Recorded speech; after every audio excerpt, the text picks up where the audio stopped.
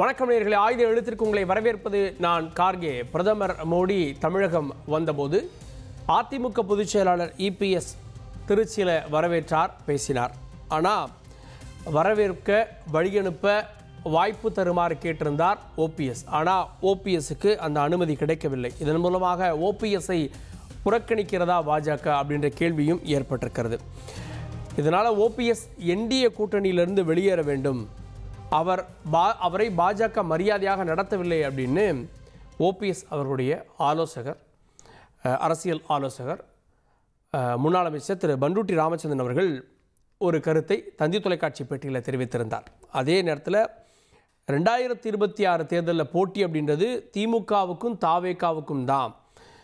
இந்த 2 பேர் சேர்ந்தால் தென் மாவட்டங்களில் ஒரு நல்ல தாக்கம் இருக்கும். விஜயும் ஓபிஎஸும் இவர்கள் இருவரும் இணைந்தால் அரசியலை நடத்த முடியும் அப்படின்ற விஷயத்தையும் அவர் பதிவு செய்திருந்தார். தொடர்ந்து இந்த கூட்டணியில் பாமகவும் இணைய வாய்ப்பு இருக்கிறது அப்படின்ற பார்வைகளையும் அவர் வெளிப்படுத்தியிருந்தார். விஜய் அணியில் சேர்கிறார்களா ஓபிஎஸும் பாமகவும்? விரிவாக வாதிக்கிறோம். சிறப்பு விருந்தினர்கள் ஓபிஎஸ் ஆதரவாளர் திரு நாஞ்சில் கோலப்பன் நிகழ்ச்சிக்கு அவரை வரவேற்கிறேன். வலதுசாரி திரு எம் குமார் அவரின் நிகழ்ச்சிக்கு வரவேற்கிறேன். அரசியல் விமர்சகர் திரு பொங்கலூர் மணிகண்டன் அவரின் நிகழ்ச்சிக்கு வரவேற்கிறேன்.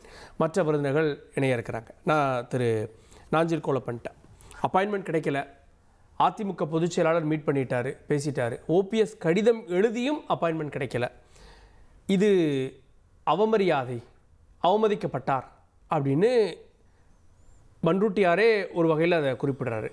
அப்படின்னா அடுத்த முடிவு என்ன? இல்லை, நீங்கள் அதாவது அண்ணன் ஓபிஎஸ் அவர்கள் தன்னுடைய தொகுதிக்கு உட்பட்ட போடி நாயக்கர் ஒரு தொகுதிக்கு உட்பட்ட ரயில்வே மேம்பாட்டு நிதிக்கு அதை தொடங்குறாரு. அதற்காக ஒரு சட்டமன்ற உறுப்பினராக தன்னை வழி அனுப்பவும் வரவேற்கிறது நான் கேட்ட புரோட்டோகால் அவர் முன்னாள் முதல்வருங்கிற முறையிலையும் சிட்டிங் எம்எல்ஏங்கிற முறையிலையும் அவர் கேட்டார். அது எப்படியோ அந்த லெட்டரை வெளியே அனுப்பி விட்டு அவமானப்படுத்தணும்னு நினைச்சாங்க. இல்லை, அது ஓபிஎஸ் மூலமா போகல. இல்லை, டெல்லி வட்டாரத்திலிருந்து வெளியே வந்திருக்கு. அது அண்ணன் பப்ளிசிட்டி ஒன்றும் பண்ணல. வெளியில அனுப்பி விட்டு அண்ணன் ஓபிஎஸ் அவர்களை அவமானப்படுத்தணும்னு நினைச்சாங்க. ஆனா அதுவே தமிழ்நாட்டில் என்ன ஆகி போச்சுன்னா, அண்ணன் ஓபிஎஸ் அவர்களுக்கு ஒரு பெரிய ஆதரவு கொடுத்துட்டு பாஜகவோட முகத்திரையை கிழிக்கப்பட்டது. இதுதான் இன்னைக்கு இருக்கிற பாஜக நிலைமை. பாஜக கூடால இருக்கிற எடப்பாடி பழனிசாமி போன்றவர்களுடைய ஒரு அற்பத்தனமான செயல்பாடுகள் அங்கிறத காட்டி கொடுத்துருச்சு. யார் இது இபிஎஸ் வெளியிட்டார்னு சொல்ல வரீங்களா? என்ன அது யாரா இருக்கட்டும் சார். பிரதம மந்திரிக்கு அனுப்பின ஒரு முன்னாள் முதல்வருடைய கடிதம் எப்படி வெளியில வந்தது? அது யார் அனுப்புனாங்க? சரி, இல்ல நீங்க இது எப்படி ஓபிஎஸ்க்கு அனுதாபத்தை தேடி கொடுத்துருக்குன்னு சொல்றீங்க? சார், ஓபிஎஸ் இவ்வளவு இறக்கிட்டாரே அப்படின்ற பார்வை ஏற்படுத்தல. இன்னைக்கு நீங்க தமிழ்நாடு பத்திரிகை எல்லா பத்திரிகையும் எடுத்து பார்த்துருங்க. இன்னைக்கு எந்த தொலைக்காட்சி வேணாலும் பார்த்துருங்க. இன்னைக்கு மோடி வந்துட்டு போன இடமே அந்த தடயமே இல்லை. மொத்தமாக அண்ணன் ஓபிஎஸ் அவர்களுடைய பேச்சு தான் இன்னைக்கு தமிழ்நாடு முழுக்க இருக்குது. நீங்கள் எங்கே வேணாலும் பாருங்கள். எந்த இடத்துல பட்டி தொட்டி கிராமத்தில் பார்ப்பா ஓபிஎஸை இந்த மாதிரி அவர் பார்க்குறேன்னு கேட்ட பிறகு கூட மோடி அவமதிச்சுட்டு போயிட்டாரா? ஆனால் ஒன்றும் பெரிய விஷயம் இல்லை. எடப்பாடி அது யாருக்கு நெகட்டிவ் சார்? சார், அது மோடிக்கு பார்க்க மாட்டாங்க. மரியாதை அது மோடிக்கு தான் அவமானம். பாரதிய ஜனதா கட்சிக்கு தான் அவமானம். அந்த என்டிஏ கூட்டணி தலைவர் சொல்லிட்டு உட்கார்ந்துட்டு இருக்கிற அவருக்கு தான் அவமானம். அவருக்கு தான் இன்னும் பெரிய கெட்ட பேரு. நல்லா புரிஞ்சிருங்க. அண்ணன் ஓபிஎஸ் அவர்களுக்கு இதுல எந்த விதமாக இல்லை. நீங்க களங்கத்தை சாத்தணும்னு நினைச்சீங்க, அந்த களங்கத்துல அவர் மீண்டும் களங்கம் பட்டாகி விட்டது. அடுத்தது என்ன? இதுல என்ன களங்கம்? அதாவது சார், ஒரு பிரைம் மினிஸ்டர் வராரு, அரசு முறையாட்டு அவர் கேட்கிறாரு. இப்போ இல்லை, நான் என்ன கேட்குறேன், என்டிஏக்கு தலைவராக இருக்கட்டும், இல்லை எடப்பாடி பழனிசாமியாக இருக்கட்டும், போனோன்னா அவ்வளோ ஆர்ப்பாட்டத்தோடு போனாங்க, துண்டை கொடுத்தாங்க, திரும்பி வெளியில் போயிட்டாங்க. அதில் ஒன்றும் அங்கே அவரோட 20 நிமிடம் அவரோட உரையாட போகிறார்கள். ஒன்றும் செய்யலையே, முடிச்சாரு, அனுப்பி விட்டுட்டாரு. இல்லை, அதுவே ஒரு பெரிய சமிங்கை சார். இது என்ன சார்? இதே மாதிரி நீங்கள் ஒரு கலைஞர் 2024 வாய்ப்பு கூட ஓபிஎஸ்க்கு கிடைக்கலையே. இதே மாதிரி 2024 இதே மாதிரி தான் மோடி எங்களை கூப்பிட்டுட்டாருன்னு சொல்லி மாலையெல்லாம் போட்டாங்க. G20 மாநாடுக்கு கூப்பிட்டாங்க, ரத்தன கம்பளம் விரிச்சிட்டாங்கன்னு சொன்னாங்க. நீங்கள் பார்த்துட்டு தான் இருந்தீங்க. இப்போ ஒரு 15 நாளில் எங்களுக்கு பிஜேபியே கிடையாது, 2029 நாங்கள் அவரோட கூட்டணி வைக்க மாட்டேன்னு சொல்லிட்டு வந்துடுறது தானே எடப்பாடி பழனிசாமி. நம்பகத்தன்மை அற்றவர்ங்கிறது தமிழ்நாட்டுக்கே தெரியும். இல்ல சார், இன்னைக்கு பாஜக நம்புது சார். சார் இன்னைக்கு பாஜக நம்ப தயாரா இல்ல. இன்னைக்கு பாஜக நம்புதுன்னா இன்னைக்கு இருக்கிற தலைமைக்கு, இன்னைக்கு இருக்கிற பாஜக இருக்கிறவங்களுக்கு அதிமுகங்கிற ஒரு போர்வைக்குள்ள ஒழியணும். அவங்கள தூக்கி அதான் என்ன சொல்லுவாங்க, அது அவங்களுக்கு மேலே ஏறணும். ஏறி உட்கார்ந்தாதான் தன்னால் வெற்றி பெற முடியும். அந்த ஒரு கட்டாயத்தினால அதுக்கு யார் இந்த பொதி சுமக்கிற ஆளுங்கிறத பார்த்துக்கிட்டு அவங்க மேலே ஏறுறாங்க. அண்ணன் பண்டூர்ட்டியார் அண்ணன் ரொம்ப தெளிவாக சொன்னாங்க. ஈரோடு கிழக்கு தொகுதியில் எப்படி இந்த கட்சி அபகரிச்சாங்க, நீதிமன்றத்துக்குள்ள எப்படி மத்திய அரசு போச்சு, அதுக்கு அவரே பொறுப்படுத்துகிறது கூட சொல்லி சொன்னாங்க. நீதித்துறைக்கு நோக்கம் கற்பிக்க கூடாது சார். இல்ல சார், அதாவது நீங்க அந்த பேட்டியில இருக்கிறத நான் சொல்றேன். நீங்க அந்த பேட்டியில இருக்கிறத நான் சொல்றேன். நீங்க நல்லா புரிஞ்சிருங்க. எப்படி வாங்கப்பட்டது, தமிழ் மகன் ஹுசைன் அதுல ஒருத்தரை கொண்டு வந்து திரும்பி எப்படி எல்லாம் வாங்கினாங்க, அந்த மாதிரி ஒரு இன்ட்ரி பெட்டிஷனா வாங்கினாங்க, அதிமுக எப்படி அபகரிச்சாங்கிறது கூட வெட்ட வெளியே ஒரு மூத்த தலைவர், புரட்சி தலைவர் காலத்திலே பயணித்தவர், அவர் வந்து தெளிவா சொல்லிட்டார் உங்களுக்கு. அது இன்னைக்கு தமிழ்நாட்டு மக்கள் மத்தியில ஒரு பெரிய ஒரு திருப்பம்.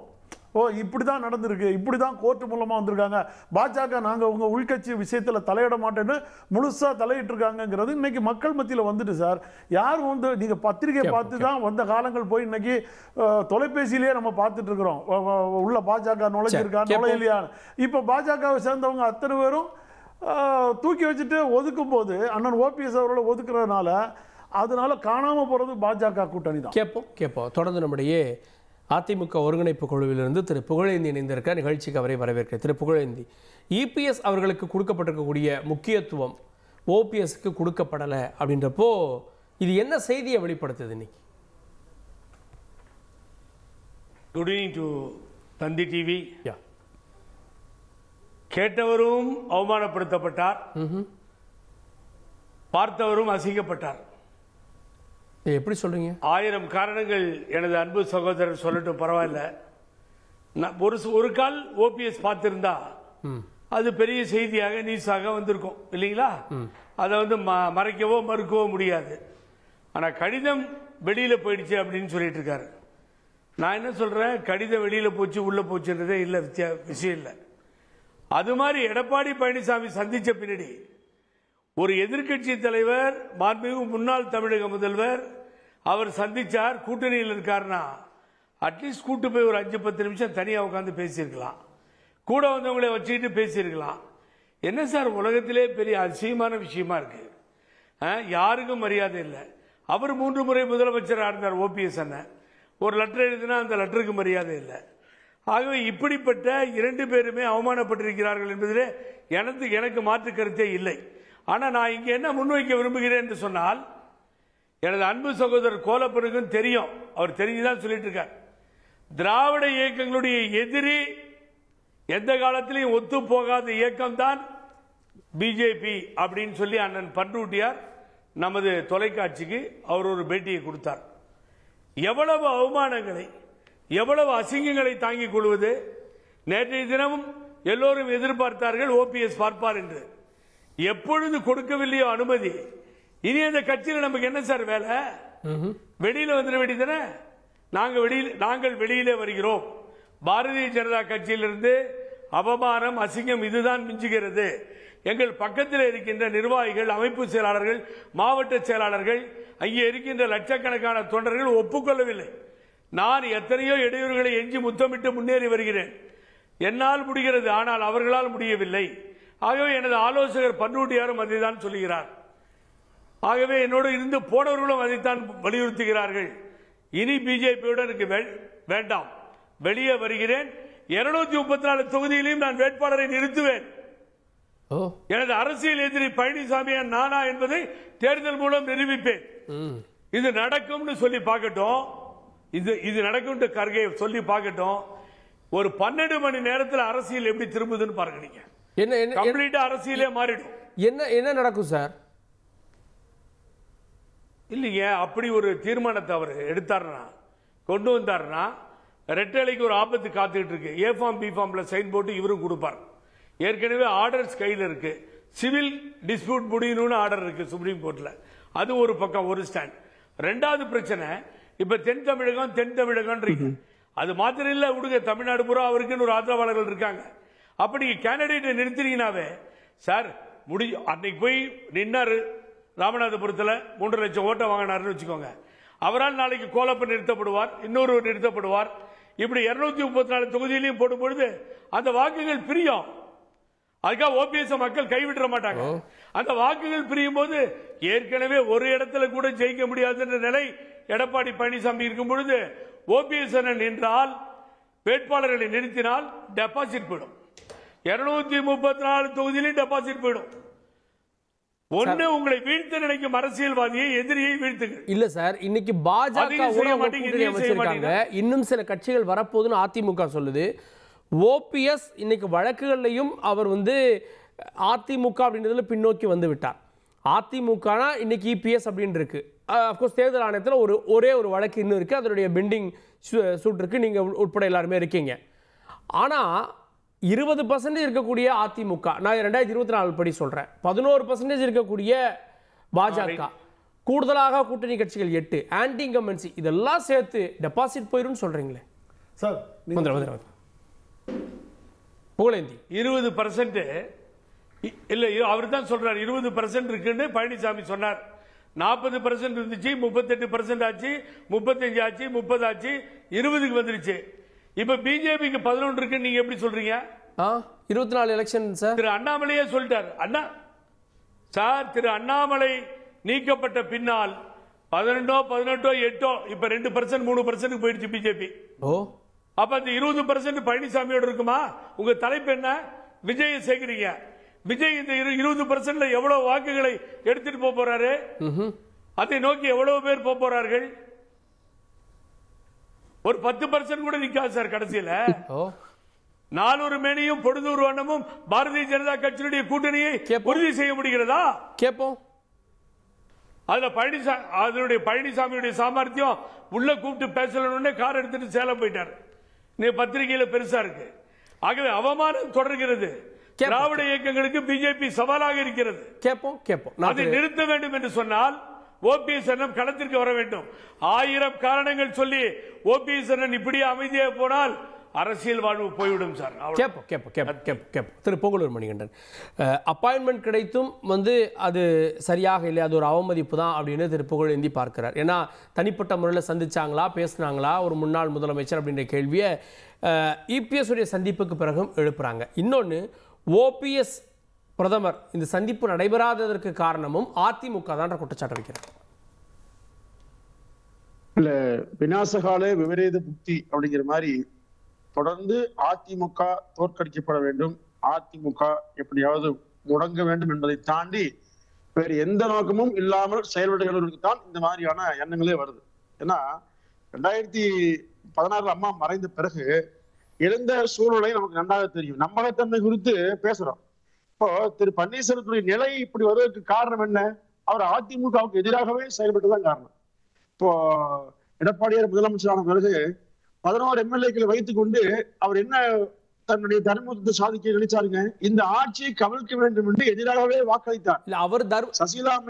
அவர் தர்ம யுத்தம் ஆரம்பிச்சது சசிகலாவை எதிர்த்து தான் அப்படின்னு இபிஎஸ் இணைந்த பிறகு சொன்னாரே. ரைட்டுங்க. அப்ப அந்த சசிகலாவை ஏன் ஆதரிக்க மாதிரி? அதுதான் பிரச்சனையே. நம்ம தம்பி இதான் வருது. எந்த சசிகலா வேண்டாம் என்று, எந்த தினகரன் வேண்டாம் என்று தரிமுத்தம் தொடங்கி நான் ஊராக சென்று அம்மாவுடைய மரணத்திலே மரணம் இருக்குது என்றதெல்லாம் சொல்லி நாட்டு மக்கள் மத்தியில் மிகப்பெரிய சந்தேகத்தை உருவாக்கினீர்களோ அவர்களோட சேர்ந்து கொண்டால் அதுக்கு என்ன பேருங்க? எந்த நண்பர்கள் வரப்போகுது? அப்ப நீங்க சட்டமன்றத்திலையும் போய் 11 எம்எல்ஏக்களை வைத்துக் கொண்டு அந்த இருந்த வாய்ப்பை ஆட்சிக்கு எதிராக, கட்சிக்கு எதிராக முழு பலத்தையும் பிரயோகிக்கிற நடவடிக்கைகளை மேற்கொண்டீங்கன்னா இல்லையா? அப்ப இன்றைக்கு வரையும் அதுல துரோகத்தோடு இந்த கட்சியை அழிப்பதற்கும் முடக்குவதற்குமான அனைத்து வேலைகளையும் செய்து கொண்டே நீங்கள் அதிமுக நினைக்கிறோம், எந்த தியாகம் செய்கிறோம் என்றெல்லாம் சொன்னா யார் நம்புவாங்க? முதல்ல இதுதான் பிரச்சனை. தொண்டர்கள் நம்பாத காரணம் இதுதான். இப்ப நீங்க 234 வேட்பாளர் போடுங்க, யார் வேண்டாம்னா? யார் தடுக்க போறா? செய்யுங்க. இப்ப உங்க நோக்கம் என்ன? அதிமுக அவ்வளவுதானா? இப்போ உங்களுடைய அரசியல் வாழ்வுக்கு யாரும் தடையாக இல்லை. இப்போ அரசியல் வாழ்வு என்ன சார்? ஒரு சாப்பாடுக்கு இல்லையா, இல்ல முகவரி இல்லையா, அர்த்தம் இல்லையா? யாரும் தெரியாம இருக்கு. என்ன வாழ்வு என்ன புதுசா வரப்போகுது? உச்சபட்ச பதவி அதிமுகவில் தலைவர் ஒருங்கிணைப்பா இருந்தாச்சு, முதலமைச்சராக இருந்தாச்சு. இது வேற என்ன வேணுங்க? அப்போ இந்த இயக்கம் 100 ஆண்டு காலத்துக்கும் வாழ வேண்டும் என்று மரியாதைக்குரிய அம்மா அவர்கள் விரும்பியதை செயல்படுத்துகின்ற வகையில் மென்மையாக போயிருந்தால் பிரச்சனையே இல்லை. ஆனா மென்மையான மாதிரி இருந்து கொண்டு நீங்க மிக வன்மையான எண்ணத்தை வைத்துக் கொண்டு செயல்பட்ட விதம் தான் இன்னைக்கு ஆபத்தில் போயிருக்கு. இப்ப நீங்க பாஜக ஒரு செய்தி வருது, திமுகவோடு மறைமுகமாக திரு ஓபிஎஸ் இருக்கிறார் செய்தி வருது. ஏன்னா ஏற்கனவே அம்மையார் சசிகலாவும் தெளிவா சொன்னாங்க, ஓபிஎஸ் நீக்கிற போது சசிகலா சொன்ன குற்றச்சாட்டு திமுகவோடு நெருங்கி பழகிறார் என்றுதான் சொன்னாங்க. இப்போ அதையே தான் வந்து இப்ப பிஜேபி நினைக்குது. அப்போ எங்கேயுமே நீ பார்த்த மென்மையா அமைதியா ஓபிஎஸ் மாதிரி நல்லவர் உலகத்திலே இந்த மாதிரி நடந்து கொண்டு உள் மனதில ஆள் மனதில தவறான எண்ணத்தோடு நீ கட்சியை அழிக்கிற முயற்சியில் ஈடுபட்டீர்களானால் இருக்கிற கொஞ்ச மரியாதை நிச்சயமாக போய்விடும். நான் வந்து உள்ளார்ந்த மதிப்போடு சொல்றேன். இப்ப நான் வந்து எனக்கு ஓபிஎஸ் வந்து திமுக ஆதரவோட இருக்காரு, அவர் எங்க போவாரு? இல்ல இத வந்து திமுக போனா அவருக்கு மைனஸ் ஆயிருக்கு, நல்லா தெரியும் அவருக்கு. அப்போ அதாவது வாக்குகளை சேகரிக்க வேண்டும் இதான் பண்ணாரு. இப்ப நீங்க இரட்டைகளை எடுத்து நின்னாரு, டெபாசிட் வாங்கிட்டாங்கிறாங்க. 3 முறை முதலமைச்சர், அம்மாவால் அறிவிக்கப்பட்டவர், வெற்றி பெற முடியல. ஆனா அதிமுகவை டெபாசிட் மிகப்பெரிய மகிழ்ச்சியில் இருக்காரு. அப்ப இன்னும் என்ன 230 என்ன அதிமுக தோற்கடிய மகிழ்ச்சியில் இருக்கீங்க. இந்த மகிழ்ச்சி எப்பவுமே நல்ல எண்ணம்ங்கிறது அதை குறைக்க நிச்சயமாக ஒரு கீழே போயிட்டே இருக்கணுங்க. எச்செயலும் மூலமெனும் எண்ணத்தாலாம் இன்பதென்பு காரணமும் அதுவே ஆகும். அதிமுக என்கிற இயக்கம் பாதுகாக்கப்பட வேண்டும் என்பதுதான் ஒவ்வொரு தொண்டனின் எண்ணம். இப்போ நீதிமன்ற படிக்கட்டுகளில் தினசரி வழக்கு போட்டு சுப்ரீம் கோர்ட் வரை இழுத்து 3 ஆண்டு காலம் கட்சியை முடக்கிற அனைத்து வேலையும் செய்துவிட்டு இன்றைக்கு ஒற்றுமை குறித்தோ தியாகம் குறித்தோ பேசினால் இப்ப என்ன போன்ற சாதாரண கட்சி என்ன நினைப்பாங்க?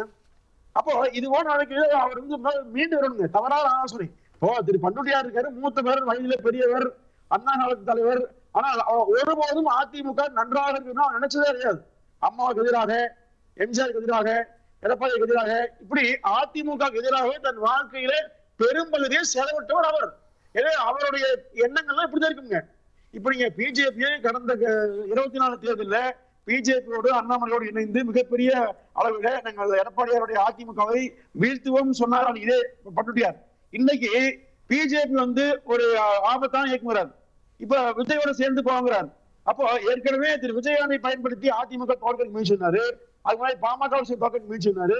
அப்போ ஒவ்வொரு காலகட்டத்திலும் அதிமுகவின் வீழ்ச்சியை மட்டுமே நோக்கமாக கொடுக்கிற அவரை நம்பி திரு பன்னீர்செல்வம் அவரை நம்ப வேணாம். நீங்க அவரை நம்ப வேணாம். ஓபிஎஸ்க்கு ஒவ்வொரு வார்டுலயும் ஒரு 5 ஓட்டு இருக்காது, ஒரு 10 ஓட்டு இருக்காது சார். நீங்க இருக்கட்டுங்க, நான் வேண்டாம்னு சொல்ல, உங்க ஓட்டுதான் இருக்கு. ஒரு கட்சி ஒரு முடிவை எடுக்கிற போது இவர் தலைமை பொறுப்பில் இருக்காரு. ஆரம்ப காலத்துல அவர் இன்னொரு பக்கம் போயிட்டா அது உங்களுக்கு எதிரான ஓட்டாயிருமே சார். சார் இப்படி எல்லாம் பார்க்க முடியாது. இப்போ ஆரம்பம் கட்சிகள் வந்தாரு, திருநாகரசு கட்சிகள் வந்தாரு, இன்னும் நிறைய பேர் பட்டியல் சொல்லல. எல்லாமே வந்து இருந்து என்ன முன்னாடி திரும்ப கருத்துகளோட வெளியே போய் நமாது தொடர்ந்து ஆரம்பிச்சாரு. அவரு எம்ஜிஆர் ஆரம்பிச்சாரு, திருநாகர் தனிக்கை திமுகவே கூட்டு போட்டாங்க. இப்ப நீங்க இப்ப பேசக்கூடிய எல்லாருமே இப்ப ஆரம்பம் திமுகவுடைய மறைமுறை இருந்தார். திரு திருநாகரசு இந்த வரை திமுக இருந்தார். அப்ப என்ன சொல்ல வரீங்க? அதிமுகவை அழிப்பதற்கு யார் எதிரியோ அங்கே சேர்ந்து கொண்டு பயணிப்புதான் நோக்கமா இருந்ததுங்க. அதுதான் திரு பன்னீர்செல்வம் பண்றாரு பிஜேபி நினைக்குது. அப்போ அதாவது இன்றைக்கு தமிழ்நாட்டுல திமுக என்கிற ஒரு தீய சக்தியை, இந்த மக்களோட ஆட்சியை அகற்ற வேண்டும் என்று அதிமுக விரும்புகிறது. இதற்கு நேர்மாறான கருத்துக்களை பேசிக்கொண்டே வந்தா யார் விரும்புவா? கேட்போம். அப்போ முதல்ல உங்க நோக்கம் சரியான பாருங்க. சோ அப்ப இன்னும் ஓபிஎஸ் வந்து ஒரு ஸ்ட்ரீம் லைனுக்கு வரல அப்படின்ற பார்வை எடுக்கிறீங்க? நிச்சயமாக. அதாவது ஓபிஎஸ் அவர்களை பொறுத்தவரையில் அவருக்கு குழப்பமான நிலை இருக்காரு. ஒரு முறை பண்ருட்டியாரு, இன்னொரு முறை நிறைய பேர் குழப்புறாங்க. உண்மையிலேயே அந்த குழப்பத்தின் விளைவாகத்தான் அவர் அலுவலகத்தை அடிச்சதும் சரி, கட்சியில வழக்கு போடும் சரி, ஒவ்வொன்றாக நான் ஒருங்கிணைப்பாளர் ஒண்ணுமே செய்ய கட்சியை முடக்கிடுவோம், பிளவுபட்டு கட்சி பிளவுபட்டு அந்த தருணத்தை மாதிரி மீண்டும் ஒன்று சேரும்போது நம்ம கையெழுத்து நினைச்சாரு. நடக்கல. இப்போ வெறுமனே எதையோ பேசி பயன் இல்லைங்க. கேட்போம். நான் திரு எம் குமார், ஓபிஎஸ் சந்திக்கல பிரதமர் அப்படின்றப்போ அது ஒரு மெசேஜ் கொடுக்கலையா? உங்களோட 2024 கூட்டணியில் இருந்தவர் அண்ணாமலை வந்து நாங்கள் ஓபிஎஸ்ஸை கைவிட மாட்டோம் அப்படின்னு தலைவர் பதவி போன பிறகும் சொல்லிட்டு இருந்தார். ஆனால் பிரதமர் சந்திக்கலைன்னா அது என்ன செய்தி? அதாவது முதல்ல கள நிலவரத்தை நம்ம பார்க்கணும். தமிழ்நாட்டில் இருக்கிற எல்லா கட்சிகளோட பேசுகிறது எடப்பாடி பழனிசாமி தான் பேசுவார், அவர் தான் ஒருங்கிணைப்பார், அவர் தான் கூட்டணி பற்றிலாம் பேசுவார் என்று அறிவிக்கப்பட்டது. பாமக கூடயோ அல்லது தேமுதிக கூடயோ யாரு கூடயும் இன்னும் பாஜக நேரடியாக பேசலை. அந்த இடத்துல தான் ஓபிஎஸ் இருக்கிறார்கள். ஓபிஎஸ் அவர்கள், மாண்புமிகு முன்னாள் முதல்வர் ஓபிஎஸ் அவர்களும் அந்த இடத்துல இருக்கிறார்கள். இந்த சம்பவம் இப்போ கடைசி இப்போ 4-5 நாட்களுக்கு முன்பு இப்போ மாண்புமிகு பாரத பிரதமர் அவர்கள் இங்கிலாந்து போய் அங்கே 2 லட்சம் ரூபாய்க்கு 2 லட்சம் கோடிக்கு ட்ரேடு ஃப்ரீ ட்ரேடிங் இதெல்லாம் முடிச்சுட்டு கையெழுத்து விட்டுட்டு அங்கேருந்து மாலத்தீவு போய் 4,500 கோடி ரூபா கொடுத்து அதை இணக்கம் பண்ணிட்டு அப்புறம் அப்படியே வந்து இங்கே வர்றார். இங்கே வந்து விமான நிலைய விரிவாக்கம் அறிவிப்புகள்லாம் பண்ணிட்டு கோயிலுக்கு வந்து அங்கே வந்திருக்காரு. முழுக்க அது வந்து ஒரு அரசு முறை பயணம். அஃபிஷியலாக அவர் கவர்மெண்ட் ஒரு பிரைம் மினிஸ்டராக அறிவிப்புக்காக வந்திருக்கார். இதுக்காக வரல. கட்சி மேட்டரை பேசுகிறதுக்கு இது பிளானே கிடையாது. ஆனால் எல்லோரும் எதிர்பார்த்தோம். நான் கூட பேசியிருக்கேன். நான் கடந்த இதில் பேட்டியில் கூட நான் பார்ப்பாங்கன்னு தான் நான் கூட நம்பியிருந்தேன். ஆனால் திரு எடப்பாடி பழனிசாமி அவர்களுக்கு இங்கே மெயினாக அதை பற்றி டீல் பண்ணிட்டு இருக்காங்க. அமித்ஷாவும் அவர் 2 பேரும் பேசின விஷயம் யதார்த்தமாக பேசணும். அமித்ஷாவும் இபிஎஸும் கூட்டணியை டிசைட் பண்ணுறாங்க. ஆமாம், டிசைட் பண்ணுறாங்க. அப்போ இங்கே நெருடல் வந்துடக்கூடாதுன்னு ஓபிஎஸ் தவிர்க்கிறாரு பிரதமர். இல்லை ஒரு வேளை அவர் என்ன நினச்சிருக்கலாம். இப்போ அவர் பார்த்தார் இல்லையா, எடப்பாடி பழனிசாமி அவர்கள் பார்த்தாரு, மனு கொடுத்தாரு. 2 பேரும் சிரிச்சுக்கிட்டு ஏதோ ஒரு செகண்டு ஏதோ 2 பேரும் சிரிச்சுட்டு என்ன பேசுனாங்கன்னு தெரியாது. பட் ஒரு வேளை இவருடைய பல்ஸ் இவர் என்ன நினச்சிட்டு இருக்காரு, எல்லாரும் ஒருங்கிணைந்து போகலான்னு நினச்சிட்டு இருக்காரா, அது தெரிஞ்சு அதுக்கு தகுந்த மாதிரி பண்ணலாமான்னு கூட அவர் நினைத்திருக்கலாம். ஆனால் இவர் ரொம்ப இறுக்கமாக இருந்ததுனால ஃபர்தராக இதை பற்றி பேசுகிறதுக்கோ அல்லது மறுநாள் பேசுகிறதுக்கோ வாய்ப்பு கொடுக்காம அவர் அப்படியே சேலத்துக்கு அவர் வீட்டுக்கு போயிட்டார். இதுதான் இதில் நடந்தது. இவ்வளோ தான். ஓபிஎஸை பொறுத்தவரையில் ஒரு கடிதம் எழுதுகிறார். திரு பாரத பிரதமருக்கு ஒரு கடிதம் எழுதுகிறார். அந்த கடிதத்தை வெளியிட்டது பாஜக சந்தேகப்படுறாங்க. அந்த கடிதத்தை யார் வெளியிட்டார் என்பது தெரியல. டெல்லியில் வெளிவந்ததாகத்தான் பேசப்படுது. எப்படி அப்படி வெளியிட்டிருந்தாலும் வந்தாலும் அதை வந்து அது ஒரு பெரிய தப்பாக எடுக்கிறதுக்கு ஒன்றும் இல்லை. அதில் அது வந்து எழுதியிருக்காரு. வந்தால் இல்லை சார், அது பர்சனல் கடிதம் இல்லை இருந்தால் என்ன சார், அது ஒரு பிரதமரை மதிச்சு எழுதுறாரு. அவர் மேல இருக்கக்கூடிய பிம்பம் வேறையா இருக்கும். ஓபிஎஸ் அவர்கள் மேல இருக்கக்கூடிய தொண்டர்களுடைய பிம்பம் வேறையா இருக்கும். அது ரெக்வஸ்ட்டை தாண்டி உங்களை வழி அனுப்ப வரவேற்க வாய்ப்பு கிடைத்தால் அப்படின்ற அந்த விஷயம் பொதுவெளிக்கு வர்றப்போ அதனுடைய பிம்பத்தை உடைச்சிடாது. என்ன இப்படி போயிட்டாரே இறங்கி அப்படி வந்துடாது. அதுல வந்து சிம்பத்தி கிடைக்கணும்னா அது ஓபிஎஸ் தான் கிடைக்கணும். ஏன்னா அவர் அவ்வளவு ரிக்வஸ்டா அவர் அழகா எழுதியிருக்கிறார். இல்லை, அது ஃபாலோ பண்ண சொல்றாரு சார். என்ன கேட்குறேன், அப்போ இது வேணும்னு பண்ணது யார்? வேணும்னு யார் பண்ணாங்கன்னு தெரியாது. யார் டெல்லியிலேருந்து வந்ததாக தான் சொல்கிறாங்க. டெல்லியிலேருந்து வெளியிட்டதாக சொல்கிறாங்க. பத்திரிகைக்காரங்களுக்கு யாருக்காவது தெரிந்திருக்கும். எத்தனையோ விஷயங்கள் அவங்க வழியாக தான் நமக்கு இல்லை. உங்களை போல பத்திரிகையாளர்கள் வழியாக தான் நமக்கு தெரிகிறது. ஆனால் இதில் மத்திய அரசை வந்து பாஜகவையோ பிரதமரையோ குறைத்து பழிக்கிறதுங்கிறதுக்கு அவசியமே இல்லை. இதுக்கு வந்து மெயினான பர்சன் யாருன்னா எடப்பாடி பழனிசாமி. அவர் வந்து நான் தான் அதிமுகன்னு சொல்லிக்கிட்டு பொதுக்குழுவை கையில் வைத்து கொண்டிருக்கிறார். எல்லா விஷயத்திலையும் கோர்ட் வரைக்கும் எல்லாத்துலையும் போயிட்டு வந்துட்டு இருக்காரு. ரெட்டையில சின்னம் கேஸ் மட்டும் பெண்டிங்கில் இருக்கிறது. ஆனால் இந்த சமயத்தில் அவர் என்ன அவர் நிலைப்பாட்டுக்கு மாறி அதை மத்தியசம் பண்ணுற அளவுக்கு இவர் ஒரு ஸ்மூத்தாக இவர் வந்தால் தானே அதை பற்றி அடுத்தால பேச முடியும். அதுக்கே இன்னும் வரலன்னா 3 மாசம் டைம் இருக்குல்ல சார். அப்ப பாஜக ஓபிஎஸ் கை விட்டுறல அப்படின்ற பார்வை நிச்சயமா கைவிடாது சார். சார் ஒன்னு தெரிஞ்சுக்க, பத்திரிகையில் வர்ற செய்தி எல்லாம் பாதி உண்மை கிடையாது. பாதிக்கு மேல உண்மை இல்லை. எல்லாம் யூகத்தில் அடிச்சு விடுறாங்க. அது உண்மையா மாறுது. பாஜக பொறுத்தவரையில் சமீபத்தில் வரைக்கும் கொஞ்ச நாள் வரைக்கும் எல்லா சமயத்திலையுமே நீங்கள் எல்லாம் ஒன்றா வந்தால் தான் நல்லது, ஒன்றுபட்டால் உண்டு வாழ்வு, ஒற்றுமை இல்லையால் அனைவருக்கும் தாழ்வுங்கிறது அவங்களுடைய நிலைப்பாடு. அதில் ஏன்னா எல்லாத்துக்கும் தெரிஞ்ச விஷயம். நீங்கள் கடந்த தேர்தல் நீங்கள் எடுத்துக்கிட்டிங்கன்னா 20 லட்சம் ஓட்டு வித்தியாசம் தான் அதிமுகவுக்கும் திமுகவுக்கும். அந்த 20 லட்சம் ஓட்டு இவங்கெல்லாம் ஒற்றுமையாக எடுத்துக்கிட்டாங்கன்னா இவங்க அன்னைக்கு இந்த திமுக ஆட்சிக்கு வந்திருக்கிறாரு. இதுதான் சயின்டிஃபிக்காக பொலிட்டிக்கல் சயின்ஸ் ஆஸ்பெக்டில் இதை இப்படி தான் அதை பார்க்கணும். அப்படி அந்த நிலைமை இப்போ இந்த தடவை இந்த தேர்தலையே தொடருது. ஆனால் இன்னும் அது காலம் இருக்கிறது என்று என்னுடைய கருத்து. எல்லாரும் சொல்றாங்க அதெல்லாம் அப்படி விட்டுட்டாங்க இப்படி விட்டுட்டாங்க அப்படிங்கிறது அங்க எந்த சார் உடனே வெளியேறணும்ன்ற மாதிரியான பாஜக பிரதமரை பொறுத்தவரை அல்லது அமித்ஷாவே நீங்க எடுத்துக்கங்க, எனக்கு தெரிஞ்ச வரைக்கும் நான் சொல்றேன், வார்த்தை கொடுத்தாங்கன்னா அந்த வார்த்தையை எழுதுறதை விட நல்லவனுக்கு எழுத வேண்டியதில்லை, கெட்டவனுக்கு எழுதி பிரயோஜனம் இல்லை அப்படின்னு நான் அடிக்கடி உதாரணம் சொல்லுவேன். எல்லாத்திட்டம் நல்லவனுக்கு எழுத வேண்டியதில்லை, கெட்டவனுக்கு எழுதி பிரயோஜனம் இல்லை. அதை போல அவங்க வார்த்தை கொடுத்தாங்கன்னா அந்த வார்த்தையில் நிற்பாங்க. என்ன எழுதப்பட்டது தான் சார் கேட்குறோம். கூட்டணியில் இருக்காரா இல்லையா, பாஜகவோட உள் கூட்டணியா, அதான் எழுதப்பட்டது என்ன? ஒரு கட்சி பிரச்சனை, ஒரு கட்சியில் உள்ள பிரச்சனை. அந்த கட்சி 4-4.5 வருஷம் தமிழ்நாட்டை ஆள்வதற்கு பாஜக தான் உதவி செய்தது. பாஜகவுடைய தயவில் தான் அந்த ஆட்சி நடந்தது. அதற்கு பிறகு ஆட்சி முடிந்த பிறகு பிரிவினை வந்து விட்டது. 2 பேருக்கும் மனஸ்தாபம் வந்து முடிச்சிடறேன், மனஸ்தாபம் வந்து விட்டது. இப்போ அதை ஒருங்கிணைக்கணும்னா சட்டத்திட்டப்படியும் மற்ற நீதிமன்ற வழக்குகள் படியும் பொதுக்குழு, செயற்குழு எல்லாருமே, சட்டமன்ற உறுப்பினர்கள் எல்லாருமே எடப்பாடியோடு சேர்ந்து கொண்டு அதுதான் ஒரு அதிமுக அப்படிங்கிறத சட்ட ரீதியாக நிலைநிறுத்தி கொண்டு இருக்கிறார்கள். இரட்டை இலை சின்னத்தை தவிர பாக்கி எல்லா சமாச்சாரங்களும் முடிந்திருக்கிறது.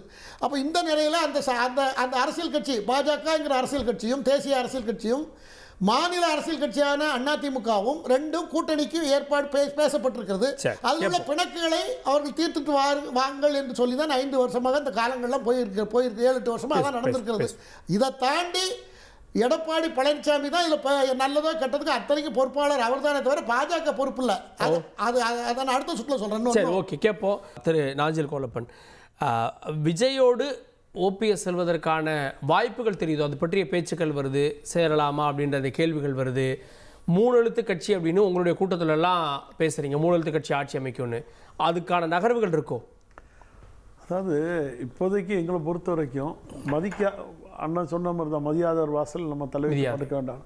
அதனால் நம்ம இப்போ எங்களை பொறுத்த வரைக்கும் இன்றைக்கி இருக்கிற சூழ்நிலை 3 ஆண்டு காலம் இந்த போராட்டத்தில் நாங்கள் 9 ஆண்டு காலம் அண்ணனோட பயணித்து வரோம். தர்மயுத்தம் முதல் பார்ட்டு, தர்மயுத்தம் பார்ட்டு 2ல் இருக்கிறவங்களும் இன்னும் இருக்கோம். இந்த 2வது பார்ட்டில் நிறைய பேர் வந்து இணைஞ்சாங்க. இவங்களும் 3 ஆண்டு காலம் கூடாலே போராட்டத்தில் தொண்டர்கள் நின்றுட்டுருக்குறோம். எதுக்காகனா அவர் பொங்கலூர் மணிகண்டனுக்கு அவருக்கெல்லாம் அந்த உணர்வு தெரியாது. இந்த இயக்கம் அதிமுகங்கும் போது இந்த அதிமுக வந்து புரட்சித் தலைவர் எம்ஜிஆரால் உருவாக்கப்பட்டது. ஒரு தொண்டன் 80% கொண்ட தொண்டர்களால் உருவாக்கப்பட்ட கட்சி. அப்படிதான் உருவாக்கணுங்கிறது அவரோட விதி. அந்த விதியை 10 பேர் முன்மொழியணும், 10 பேர் வழிமொழியணும். அப்படி ஒரு சட்டத்திட்டத்தை மாற்றினது தான் நாங்கள் வந்து தவறுன்னு சொல்லி நீதிமன்றத்துக்கு போயிட்டு இருக்கோம் ஒழிய, அப்படிப்பட்ட பொதுச் செயலாளர் பதவி வேண்டாம், நிரந்தர பொதுச் செயலாளர் பொதுக்குழுவால் தேர்ந்தெடுக்கப்பட்டு புரட்சி தலைவி அம்மான்னு சொன்னதும் அதனால 3 வருஷம் அதிமுக செயல்பட முடியாம பல சிக்கல்களுக்கு உள்ளாச்சு. அப்படி இருந்தப்ப இன்னைக்கு வந்தது வாங்க ஓபிஎஸ் அப்படின்னு கூப்பிட்டு பதவி கொடுத்துருவாங்களா? என்ன சார் அவரை செயல்பட உடலை நீங்க சொல்லுங்க. ஈரோடு கிழக்கு தொகுதியில நாங்க நிக்க போறோம்னு சொன்னாங்க. சின்னத்தையும் கொடுத்தோம், கொடியும் கொடுத்தோம், தோல்வியை வாங்கிட்டு வந்தாங்க. புலிகேசியில் நிக்கிறேன்னு புறமுதுகு காட்டிட்டு வந்துட்டாங்க. விக்கிரவாண்டியில் நிற்க முடியல, திரும்பி ஈரோடு கிழக்கு தொகுதியில் புறமுதுகு வாங்கிட்டு வந்துட்டாங்க. அதுக்கு போகிறப்போ 40 சட்டமன்ற தொகுதியிலையும் நாடாளுமன்ற தொகுதியிலையும் நாங்கள் போட்டியே போடலை. இதே அண்ணன் புகழேந்தி பல முறை வாதாடினார். எனக்கு தெரியும், அண்ணன் ஓபிஎஸோட ஃபோன்லேயும் சரி நேர்லேயும் சரி கடுமையான வாக்குவாதம் பண்ணார். 10 பேரை கொண்டு வந்து விடுங்கன்னாரு. விட்டு வேணாம், சின்னத்தையும் கொடுப்போம், கொடியும் கொடுப்போம், வெற்றி பெற்று வரட்டும்னு சொல்லி விட்டார். வெற்றி பெற முடிஞ்சா சார்? 7 நாடாளுமன்ற தொகுதியில் படுதோல்வி. 234 10 சட்டமன்ற தொகுதி தான் வெற்றி பெற்றார். 224 தொகுதி படுதோல்வி. நீங்கள் எங்கேயும் கிடையாது சார். 43,000 ஓட்டு வாங்கி ஒரு நாடாளுமன்ற தேர்தலில் வாங்கியிருக்காங்கன்னா அதை விட அவமானம் வேற என்ன வேணும் சொல்லுங்க. 43,000 புரட்சி தலைவி அம்மா இருக்கும்போது 2014 1.25 லட்சம் ஓட்டு வாங்கினது வெறும் 43,000 ஓட்டு வாங்கியிருக்காரு. அப்போ என்ன எவ்வளவு பெரிய அவமானத்தை இவர் சார். நான் என்ன சொல்ல வரேன், கொஞ்சம் 96 தேர்தலில் என்ன நடந்தது சார்? 96 எதனால எப்படி சார்? அதனுடைய தலைமை என்ன? நீங்க தலைமை புரட்சி தலைவி அம்மா 91 வந்து 95 வரைக்கும் எல்லாரும் அரவணைச்சு கொண்டு போனாங்க. அந்த காலகட்டத்தில் எல்லாரும் ஓடன போறோம் சார். 98ல எந்திரிச்சாங்கல்ல திரும்ப சார். அது மாதிரி ஒரு வாய்ப்பு எங்கேயுமே எழும்பலையா? 21 வரைக்கும் பார்க்கணும் சார். இவர் முதல்வராக இருக்கும்போது ஆர்கே நகர்ல தேர்தல், ஆர்கே நகர்ல படுதோல்வி. அடுத்தது திரும்பி இவர் முதல்வராக இருக்கும்போது நாடாளுமன்ற தேர்தலில் ஒரே ஒரு 2019 ஒரே ஒரு எம்பி, ஒற்றை எம்பி ரவீந்திரநாத் எம்பி மட்டும் வெற்றி பெற்றாரு. பாக்கி அடுத்தது 2021ல 135 தொகுதி இருந்ததை பறி கொடுத்து தான் நம்ம இதெல்லாம் நிறைய நம்ம 2 வருஷம் பேசிக்கிறோம். விஜயோடு கூட்டணிக்கான வாய்ப்பு இருக்கா, நகர்வு இருக்கா? இருக்கலாம் சார். இருக்கிறனால என்ன தப்பு இருக்கு? அவர் ஒரு இளைய தலைமுறை வளர்ந்து வந்துட்டு இருக்காரு. அதனால அந்த கூட்டணியோட வைக்கிறதுனால விஜயோட அரசியலை பாராட்டுறாரு அப்படின்றப்போ அதுல ஒரு சார் சமிக்கை அவருடைய விடுக்கிறாரு. அணுகுமுறை, அதாவது அவருடைய ஓரளவுக்கு திராவிட இயக்கத்தை ஒப்பிட்டு போறதுனால அதை வரவேற்கிறாங்க. அது பெரியவர் அவர் அண்ணன் பண்டூட்டியார் அண்ணா அதை வரவேற்கிறார். ஏன்னா அவரே சொல்லிட்டார், நான் அண்ணா காலம் பெரியார் காலத்துலேருந்து வந்தவர், எனக்கு அந்த மாதிரி உள்ளதை அவர் வரவேற்கிறாரு. அண்ணனும் தார்மீக ஆதரவுன்னு தான் சொன்னார். விஜயோட அவரோட பாதை வந்து சரியான பாதையில் போயிட்டுருக்காரு, அவருக்கு எங்களுக்கு எப்பவும் தார்மீக ஆதரவு உண்டுன்னு சொன்னார். இப்போ அண்ணன் ஓபிஎஸ் அவர்கள் இந்த முடிவு எடுத்து என்டிஏ கூட்டணியை விட்டு வெளியில் வந்தால் விஜய் கரம் கொடுக்குறாருன்னா அதை ஏற்றுக்கிட்டு தமிழ்நாட்டுக்குள்ளே செயல்படும் போது அண்ணன் சொன்னது மாதிரி ஒரு பெரிய மாற்றம் உருவாங்க சார். அந்த மாற்றம் வந்து தமிழ்நாட்டு அரசியலே புரட்டி போகும். என்ன பண்ணுவது? என்ன பண்ணுன்னா சார், இன்னைக்கு எல்லா இடத்துலையும் இளைஞர்கள் சமுதாயத்தில் ஒரு 10-15% ஓட்டு இன்னைக்கு வெளி உலகத்துக்கு வராமலே வச்சுருக்காரு. நான் உண்மையில் இத்தனை ஆண்டு கால அரசியல்லையே விஜய் வந்து இன்னும் வெளி உலகத்தில் முழுமையாக வந்து கால் ஊனாமலே அவருடைய சைலண்ட் அட்டாக் அது வந்து எல்லா வீட்லேயுமே 2 ஓட்டு 3 ஓட்டு 2 ஓட்டு விஜய்க்குன்னு இருக்குது சார். இது வந்து அந்த காலத்தில் புரட்சி தலைவர் எம்ஜிஆருக்கு இந்த மாதிரி தான் ஓட்டு இருந்தது. அன்னைக்கு பெரியவங்களும் இருந்தாங்க. அது போல இன்னைக்கு வந்து புரட்சி தலைவருக்கு பிறகு இன்னைக்கு ஒரு கன்சல்டேட் ஆகும்ன்றீங்க. அது கண்டிப்பாக ஆகும் சார். அது வந்து சார் இப்போ பாஜக பொறுத்த வரைக்கும் நேற்று வரைக்கும் மோடி வேண்டாம், 2024 மோடி வேண்டாம், எங்கள் எடப்பாடி தான் பாரத பிரதமர் அண்ணன் பொன்னேன்லாம் சொன்னார். அப்படி ஒரு இருந்த எடப்பாடி பழனிசாமியை வந்து என்ன காரணத்தினால தூக்கி என்டிஏ தலைவருக்கு வச்சாங்களோ அப்போ அந்த பாஜக வீழ்ச்சியை நோக்கி போயிருது. அந்த ஒரு மக்கள் மத்தியில் ஒரு நம்பகத்தன்மை இழந்து போகுது. பாஜக உழைச்ச அண்ணன் ஓபிஎஸ் அவர்கள் ஒரே ஒரு பலாப்பழத்தை எடுத்துட்டு போய் 35% ஓட்டு வாங்கின அண்ணனை நீங்க புறந்தள்ளுறீங்க. இந்த கூட்டணி வந்து அடியோட போயிரு சார். கேட்போம் திரு பொங்கலூர் மணிகண்டன், இங்க வந்து ஓபிஎஸும் விஜயும் இணைந்தால் கூட பாமகலாம் வர்றதா இல்லை வரும் அப்படின்ற மாதிரியான கேள்விகள்லாம் வருகிறது. அது ஒரு பெரிய அளவில் உங்களுடைய கூட்டணியை டேமேஜ் பண்ணிடாதா? உங்களுக்கு வரக்கூடிய வாக்குகளை டேமேஜ் பண்ணிடாதா? நீங்க ஒவ்வொருவருக்கும் ஒரு விருப்பம், அந்த விருப்பங்கிறத விட அதிமுகவுக்கு நெருக்கடி தர மாதிரி தோட்டத்தை உருவாக்குறாங்க விருப்பம் அதிகமா எல்லாத்துக்குமே இருக்குது. அதை வந்து வெளிப்படுத்துறாங்க. அந்த வெளிப்படுத்தை பற்றி எல்லாம் கவலைப்பட்டெல்லாம் தேர்தலை சந்திக்க முடியாது. இப்போ எந்த காரணத்தை கொண்டும் தேர்தலில் இவர்கள் ஒன்று சேருவாங்க, இவர்கள் வந்து சேர மாட்டாங்க. இதற்காக அதிமுக காத்திருக்க வேண்டிய அவசியம் இல்லை. இன்னைக்கு தமிழ்நாடு முழு சுற்றுப்பயணத்தை அதிமுக பொதுச் செயலாளர் போயிட்டு இருக்காரு.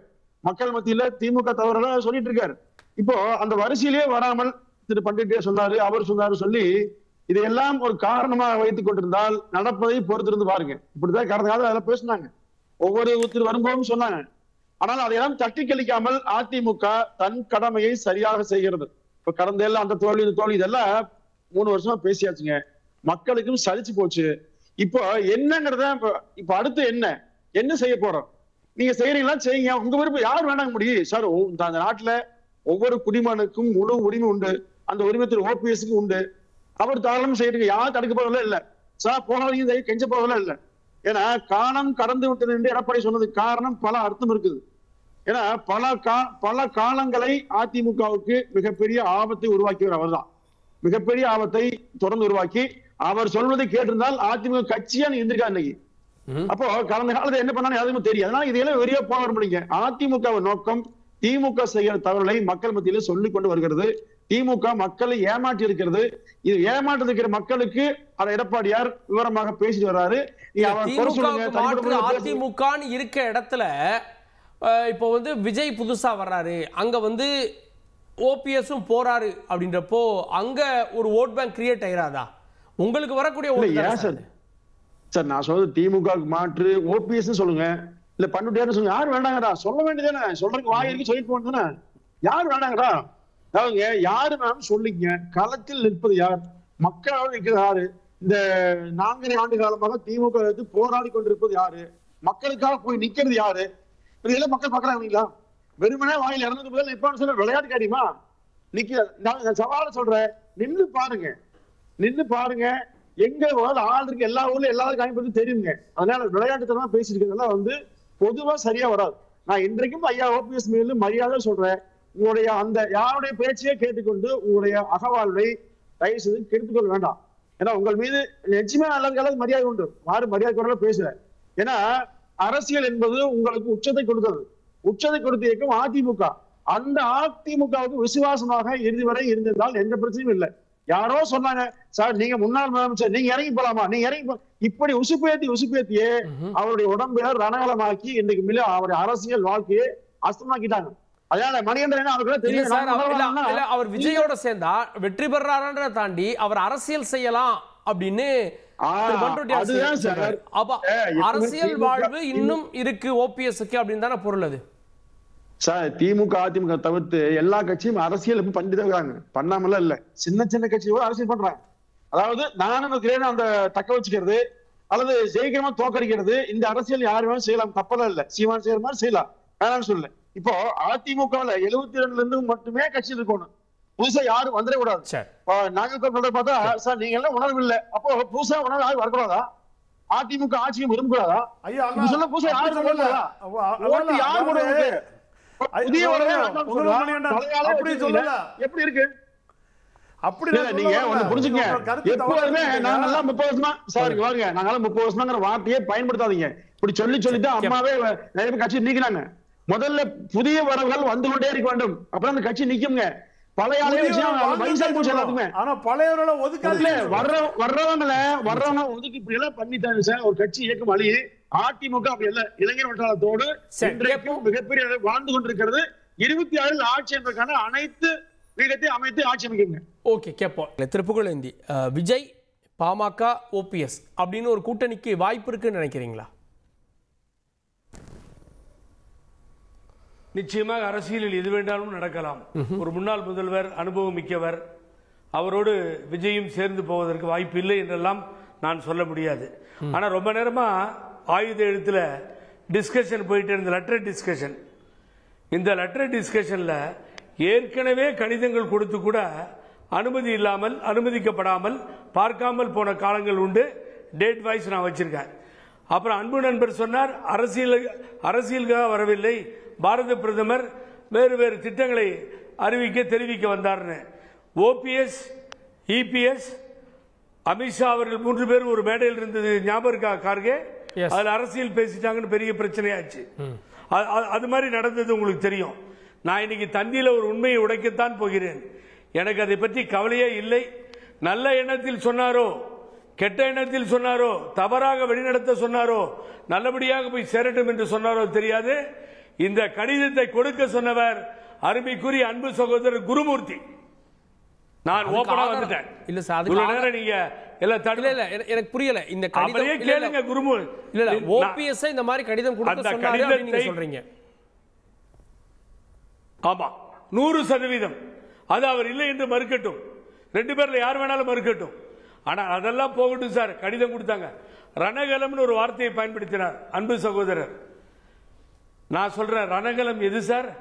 11 எம்எல்ஏ வச்சிருந்தாருன்னு தலைமை கழகத்துக்கு கூட்டு வந்து அவரை வேண்டான்னு சொன்ன போர்ஸ் பண்ணி கட்சியில் சேர்த்து டெப்டி சீஃப் மினிஸ்டர் கையில கொடுத்து கூட வச்சுக்கிறேன்னு வச்சுக்கிட்டு ஒருங்கிணைப்பாளர் இணை ஒருங்கிணைப்பாளர் ஒரு ஓட்டை 2 பேருக்கு போட சொல்லி தேர்ந்தெடுத்து அதுக்கு பின்னாடி வெளியில் அனுப்பிச்சிங்களே, அது எந்த ரணகலம் சார்? ஆனா இன்னைக்கு சொல்றீங்களே புது உறவுகள் வேணும்னு, இருப்புகள் அன்வர் ராஜா மாதிரி வெளியே போயிட்டு இருக்காங்களே. அன்வர் ராஜா சொல்றாரு யார் பேச்சையும் கேட்க மாட்டேன்றார் அவரு. நான் சொல்லியாச்சு, 8 லீடர்கள் சொல்லியாச்சு, 2ஆம் கட்ட தலைவர்கள் யார் பேச்சையும் கேட்பதே இல்லைன்னு. அதாவது நம்ம சப்போர்ட்டா ஆதரவா பேசுறது வேற. பொங்கலூர் மணிகண்டன் அன்பு சகோதரர், உங்களுக்கு நான் அன்பா சொல்றேன். ஆனா ஒரு இயக்கம் அழிந்து போய் கொண்டிருக்கிறது. என்ன சார் அவர் என்ன டெரரிஸ்டா? அவர் என்ன அதுக்கு மேல என்ன பெரிய குற்றத்தை பண்ணிட்டார் சொல்லுங்க பாப்போம். நான் சேர்த்துக்கவே மாட்டேன். இல்ல சார், கேஸ் மேல கேஸ் போட்டு அதிமுகவை 3 ஆண்டு காலம் அலைக்கழித்தது அப்படின்ற குற்றச்சாட்டை முன் வைக்கிறாங்க. இதோ வாபஸ் வாங்கிட்டா போது அவ்வளவுதான். எப்ப நடந்தது? ஒரு நிமிஷம் எப்பன்னு சொல்றேன் சார். எப்ப நானே இருக்கேன். I am also one of the அந்த கேஸ்ல என்னுடைய பெயரும் பதிவு செய்யப்பட்டிருக்கு. அலுவலகத்தை அடித்தார்கள் அப்படின்னு சொல்லி ஒண்ணு, பொதுக்குழு உள்ளார பாட்டில தூக்கி எறிஞ்சு மத்த தூக்கி எறிஞ்சு கெலட் ஆயிடுச்சு. எப்போ உடைந்ததோ அப்பதானே சார் கேஸ் போட போனோம். கோலப்பன் சொன்ன மாதிரி பொதுச் செயலாளர் அம்மா தான் நிரந்தர பொதுச் செயலாளர், தந்தை பெரியார் தான் தலைவர் என்று பேரறிஞர் அண்ணா சொல்லி ஏற்றுக்கொண்டது போல அதை வழி நடத்தினார் அண்ணா, தலைவர் வழி நடத்தினார், அம்மா வழி நடத்தினார். ஆனால் நீங்க அம்மா பொதுச் செயலாளர் சொல்லிவிட்டு நான் தான் பொதுச் செயலாளர் என்று சொன்னால் எந்த அதிமுக தொண்டர் ஏற்றுக்கொள்வான், ஒப்புக்கொள்வான்? வேணாம் சார், கட்சி வீணா போயிடும் சார். பொங்கலூர் மணிகண்டன் சொல்லி நீங்க போய் எடுத்து சொல்லுங்க. இந்த கட்சி வீணா சொல்லுவாரு. ஒரு இடத்துல டெபாசிட் வர இல்ல. நான் என்ன சொல்ல வரேன்னா, ஒற்றுமை இல்லைன்னா ஒண்ணுமே நடக்காது சரிங்க. அவர் அன்பு நண்பர் சொன்னார் பேசும்போது, நல்ல அடிப்படையில் எல்லாரும் சேரணும்னு சொல்லி சொன்னார். அதுக்கு வழியே இல்லைன்னா அதிமுகவை காப்பாற்றவே முடியாது. ஆனா இதில் அண்ணாமலை சொன்னதை நீங்கள் பாராட்ட வேண்டும்.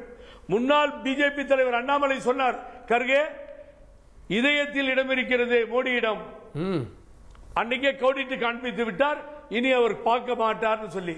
ஆகவே உள்கட்சி விஷயத்தில் தலையிட மாட்டேன் அமித்ஷா, வந்தால் பார்க்க மாட்டேன் மோடி. என்ன சார் சரி கேட்போம், சொல்லுங்க பாப்பா. அம்மா அப்படிதான் அரசியல் நடத்துறாங்களா? கேட்போம்.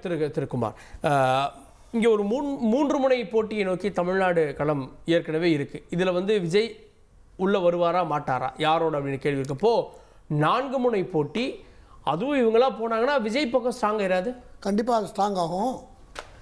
ஏன்னா தமிழ்நாடு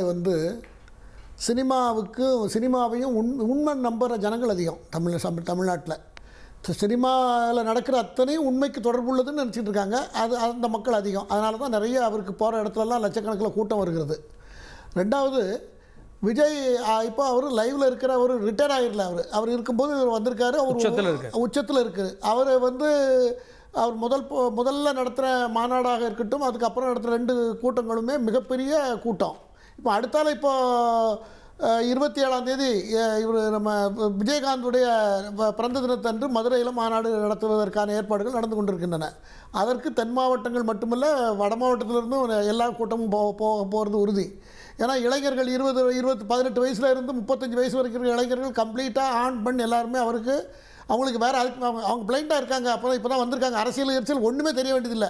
சினிமாவில் விஜயை பார்த்தாங்க, அதை போல் நிஜ வாழ்க்கையில் இருப்பாருன்னு நம்புகிறாங்க. இங்கே இருக்கிற அரசியல் தலைமைகளில் நிறைய கோளாறு இருக்கிறது. அதனால் அவரை லீட் பண்ணி அவரை எடுத்துக்கிறாங்க, வராங்க.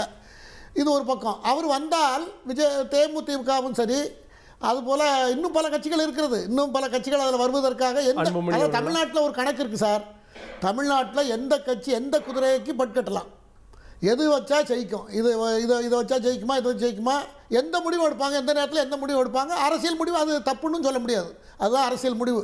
ஏன்னா தோக்குற குதிரைக்கு பட்கட்டுறது யாரும் தயாராக இருக்க மாட்டாங்க. மெயினான கட்சிகள் தான் தனியாக நின்றுட்டு இருக்குமே தவிர, அந்த நேரத்தில் பலர் சேரதுக்கு வாய்ப்பு அதிகமாக இருக்கிறது. அது ஒன்று. ரெண்டாவது, இந்த ஓபிஎஸ்ஐ பொறுத்தவரையில் திரு ஓபிஎஸ் அவர்கள் அவருடைய கண்ணியத்தை பற்றி நம்ம பார்க்கணுன்னா, ஜெயலலிதா அம்மா கிட்ட இருந்து பதவி கொடுத்துட்டு போகும்போது அவர் கேட்கல, எதிர்பார்க்கல. அவருக்கு முதலமைச்சர் பதவி வரணும் நினச்சி கூட பார்க்கல. துணை முதலமைச்சர் அவர்கிட்ட பொறுப்பை ஒப்படைச்சிட்டு போனாங்க முதலமைச்சர் பதவியை. வந்ததுக்கப்புறம் அந்த வர்ற வரைக்கும் அந்த சீட்டில் அவர் உட்காரல. அதற்கு பிறகு அந்த அம்மாட்ட போய் தான் முதலமைச்சர்னு அவங்க கூப்பிட்டு கேட்கல, இவரே சரண்டர் பண்ணார். நீங்கள் தான் உட்காரணும், நீங்கள் நாளைக்கு உட்காரணும் இப்படி சொன்னார். 3 முறை அப்படி நடந்திருக்கு. இப்போ கடைசியில் கூட இப்போ அவங்க பேட்டியெல்லாம் நீங்கள் டிவியில் நான் நேற்று ஒரு தொலைக்காட்சியில் போட்டு காமிச்சேன். ஆனால் அவங்க கடைசியில் என்ன நடந்ததுன்னா, கடைசியில் கூட அவர் உட்காரல. கடைசியில் கூட அந்த சீட்டு காலியாக தான் இருந்தது. ஆனால் திரு எடப்பாடி அவர் அவ்வளோ அது காரணம், அவர் நம்ம சாதாரண ஒரு நபர், நம்மளை கொண்டு முதலமைச்சர் அளவுக்கு நம்மளை உயர்த்தி வச்சுருக்காங்க. அவங்க நமக்கு நம்பி கொடுத்துருக்காங்க. நாம் அதுக்கு பாதகமாக பண்ணிடக்கூடாது, நாம் ஆசைப்படக்கூடாது. நம்ம எதையும் உண்டு பண்ணலை. அவங்களால யார் முதலமைச்சர் வேட்பாளர் வர்றப்போ இபிஎஸ்ஆ ஓபிஎஸ்ஆன்றப்போ அந்த இடத்த விட்டுத்தர மறுத்தார். அதுக்கு ஒரு பெரிய பேச்சுவார்த்தை நடந்தது அப்படின்ற செய்திகள்லாம் நீங்க கேள்விப்பட்ட? அப்படி செய்தியெல்லாம் இருக்கு. நான் இப்போ இபிஎஸ்ஆ ஓபிஎஸ் சார் நான் கம்பேர் பண்றது 2021 தேர்தல் சார். நான் கம்பேர் பண்றது நான் பண்ண அந்த இல்ல 2021 சார். எஸ், யார் முதலமைச்சர் வேட்பாளர் அறிவிக்கிறதுக்கு ஓபிஎஸ் தயங்கினாரு, மாட்டேனாரு. இல்ல சார், 2021 தேர்தலுக்கு 2019 அவர் ஆள் அனுப்பி விட்டுட்டாரு. நான் கேரக்டரை பத்தி சொல்றேன். ஒரு கேரக்டர், ஒரு மனிதர், அவரை அவர் அப்படி பேசுறதுக்கு ஒண்ணுமே கிடையாது. நான் பொதுவாக சொல்ல வேண்டியது, பாஜகவுடைய எண்ணமும் அதுதான். இன்னும் காலங்கட்டு போல இன்னும் 2 மாசம் டைம் இருக்கிறது. நல்ல முடிவை அந்த அதிமுக உள்ளவர்கள் எடுத்து முடிவெடுத்து இப்படி செய்யுங்க, சரி, இப்படி செய்ய ஒருங்கிணைத்து போறதுனா தப்பு. ஒண்ணு என்ன தப்பு பண்ணிட்டாரு? ஒன்றும் பண்ணல. புகழேந்தி நண்பர் புகழேந்தி சொன்னது போல அவர் என்ன தப்பு பண்ணிட்டாரு? நான் அன்கண்டிஷனலா சேர்றேன்னு சொல்லிட்டாரு. சரி, இதுக்கு okay, மேல இதுக்கு மேலேயும் அவரை டார்ச்சர் பண்ணா அவருக்கு பண்ணக்கூடிய அநீதியே அவருக்கு பிளஸா மாறிட்டு இருக்கு. இப்போ அதான் உண்மை. ஓகே, ஒரே வரி இறுதி. ஒரே வரினா 2026 அண்ணன் ஓபிஎஸ் அவர்கள் இல்லாமல் தமிழக அரசியல் களம் இல்லை. புகழேந்தி ஒரே வரி எதிர்கத்து. அதாவது நிச்சயமாக வேறு பாதையில் போய்விட்டால் அது ட்ரையாங்கிள் போட்டியா போயிடும். ஆகவே பழனிசாமி இறங்கி வர வேண்டும் என்பதுதான் மக்களும் தொண்டர்களும் விரும்புகிறார்கள். அதை அவர் செய்யவில்லை என்றால் மக்கள் பொங்கலூர் மணியன். காலம் கடந்த ஞானோதயம் ஆபத்தானது. எடப்பாடியார் எந்த சூழ்நிலையிலும் தொண்டர்கள் அவரையும் கைவிட மாட்டாங்க, இவரும் கைவிட மாட்டார். தொண்டர்களின் தலைவராக இருக்கிற அவரை 26 நிச்சயமாக முதலமைச்சர் ஆக்குவார்கள். அந்த அளவுக்கு திமுக ஆட்சியுடைய செயல்பாடு மிக மோசமா இருக்கிறது. ஓகே, பொறுத்து பார்க்கலாம் அரசியல் களம் எதை நோக்கி நகரப் போகிறது, யாரோடு விஜயோடு ஓபிஎஸ்ஓ பாமகவோ கூட்டணிக்கு போவாங்களா, அது தாக்கத்தை ஏற்படுத்துமா அப்படின்றதெல்லாம் வெறும் கேள்விகளாக இருக்கிறது. அடுத்தடுத்த நாட்கள் அந்த கேள்விகளுக்கு விடை சொல்லும். விவாதத்தில் இணைந்த விருந்தினர்களுக்கு நன்றி, பார்த்தவங்களுக்கும் நன்றி நேயர்களே. தொடர்ந்து இருந்துங்கள் தந்தி தொலைக்காட்சியுடன்.